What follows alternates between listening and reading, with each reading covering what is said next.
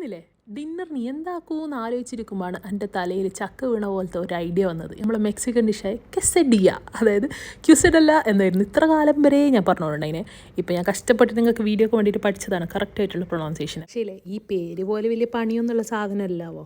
കുറച്ച് ഉള്ളിയെല്ലാം ഇട്ട് കൊടുത്തിട്ട് ഉപ്പെല്ലാം ഇട്ട് കൊടുത്തിട്ട് ഇത് ബാൽസാമിക് വിനിഗർ. ഇതെൻ്റെ പുതിയൊരു ഫ്രണ്ട് എല്ലാത്തിലേക്കും ഇപ്പോൾ ഞാൻ ഇത് ഉപയോഗിക്കുന്നുണ്ട്. നല്ല പാങ്ങുണ്ട്.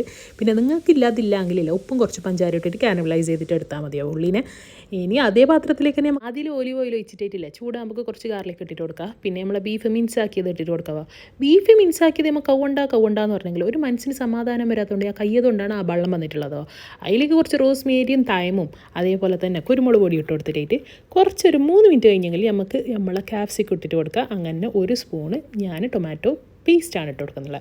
6 മിനിറ്റ് ആകുമ്പോൾ നമ്മൾ ബീഫ് റെഡി ആയിട്ടുണ്ടാവുക, പിയം പോവും. പിന്നെ നമ്മൾ ടോർട്ടില റാപ്പ് എടുത്തിട്ടാണ് നമ്മളെ സെഡിയ ഉണ്ടാക്കുന്നതോ. അപ്പോൾ എന്തായെങ്കിലും ഇപ്പം നമ്മൾ മെക്സിക്കനൊന്നും പോയിട്ട് മെക്സിക്കൻ്റെ ആൾക്കാരോടൊന്നും പോയിട്ട് പറയുന്നില്ലല്ലോ, നമുക്ക് വേണമെങ്കിൽ ക്യൂസെഡ് അല്ല എന്ന് തന്നെ പറയപ്പാ.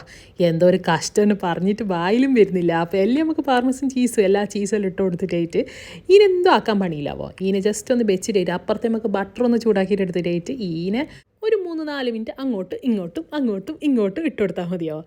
അപ്പോൾ നമ്മൾ കെസഡിയ റെഡി ആയിട്ട് കിട്ടും. അപ്പോൾ എന്തായെങ്കിലും ഇല്ലേ ഡിന്നറിന് നമുക്ക് കുറച്ച് ആളാവും ചെയ്യാം. എന്തായെങ്കിലും ഞങ്ങൾക്കിത് നല്ല സെറ്റായിട്ടുണ്ട്. നിങ്ങൾക്ക് എങ്ങനെയാണെന്ന് നോക്കാവോ.